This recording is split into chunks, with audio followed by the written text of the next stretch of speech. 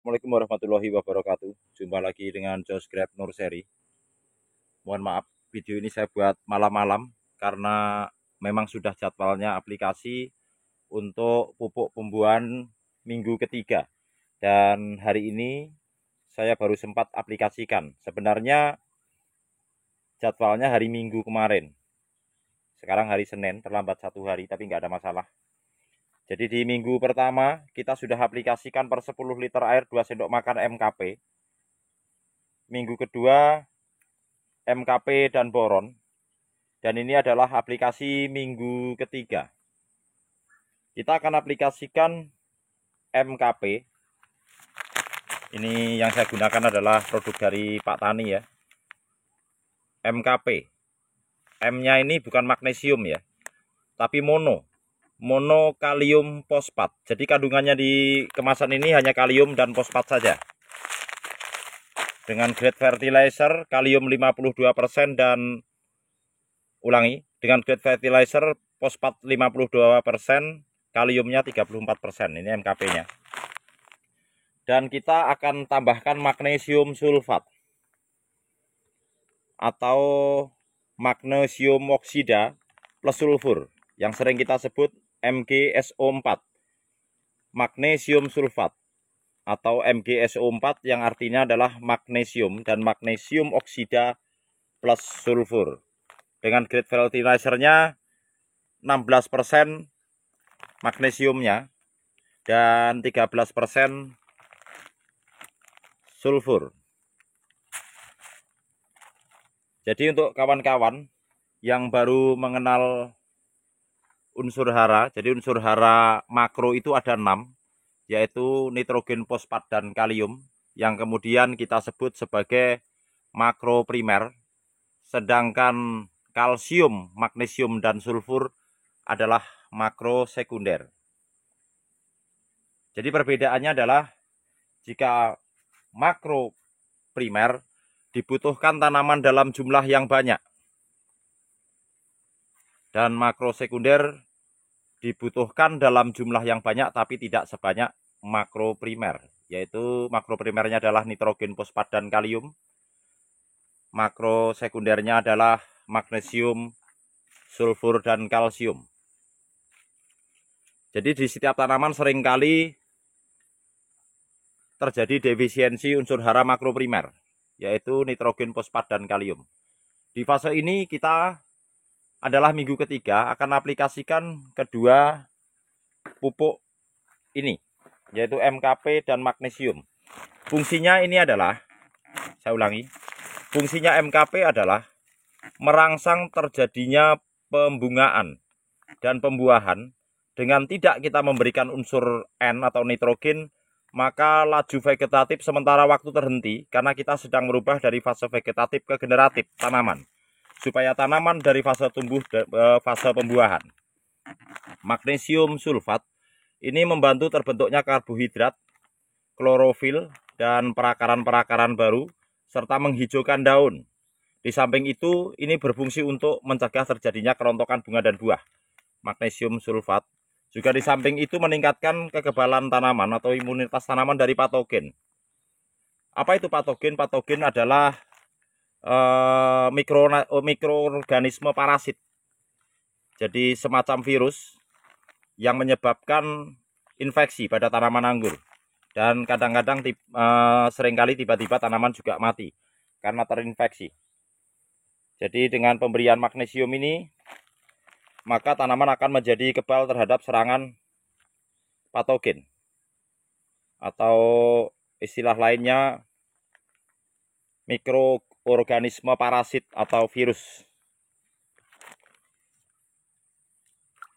Jadi di fase pembungaan ini kita membutuhkan unsur magnesium sulfat. Magnesium adalah pupuk makro sekunder. Dan ini penting kita aplikasikan di fase pembuahan ini untuk mencegah terjadinya bunga rontok dan tanaman terkena penyakit. Serta untuk membantu atau menambah rasa manis pada buah yang dihasilkan nantinya. Jadi tanaman di fase ini membutuhkan unsur hara lengkap, makro primer, makro sekunder, dan mikro esensial.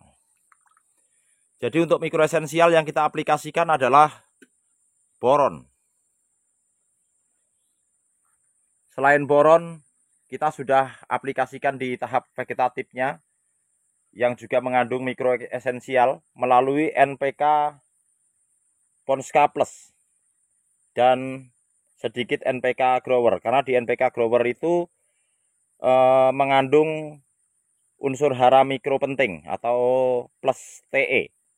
Apa itu TE dalam kode pupuk NPK Grower? TE adalah trace element, unsur hara mikro penting yang dibutuhkan tanaman dalam jumlah sedikit tetapi tanaman sedang membutuhkannya. Itu TE. Unsur hara mikro esensial lengkap. Ada zinc, mangan, klor, boron, besi, dan lainnya. Itu merupakan unsur hara mikro esensial. Jadi pemupukan tanaman itu, tanaman terbagi menjadi dua, makro dan mikro. Makro terbagi dua lagi, makro primer dan makro sekunder. NPK itu makro primer, nitrogen, fosfat, kalium. Makro sekundernya adalah magnesium, sulfur, dan kalsium. Sedangkan mikro esensial boron, mangan, klor, dan lainnya, termasuk besi. Jadi di fase ini tanaman membutuhkan makro primer, makro sekunder, dan mikro esensial. Kali ini kita akan aplikasikan 2 sendok makan MKP ke dalam 10 liter air.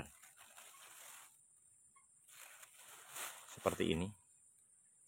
1. Agak susah nih. 2. Dan magnesiumnya 1 sendok makan. Kita aduk rata. Seperti ini. Jadi ini minggu ketiga ya.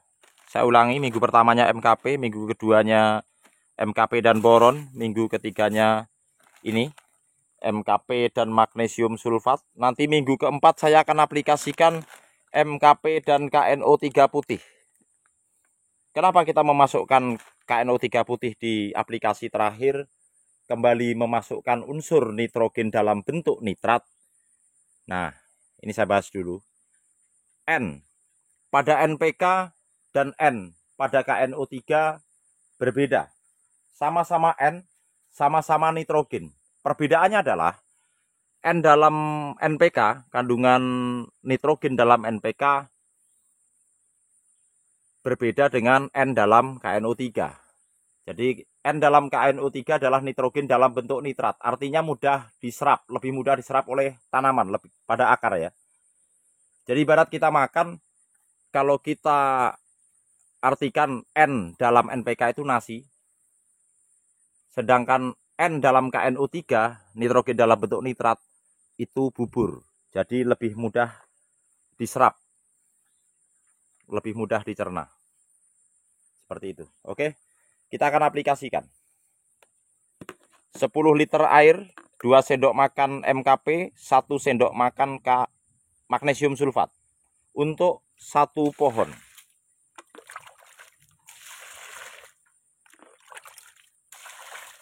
Seperti ini kita siramkan. Nanti di minggu terakhir kita akan aplikasikan MKP dan KNO3. Setelah itu kita menghentikan penyiraman 1 minggu.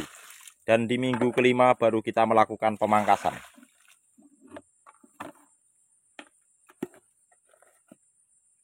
Oke.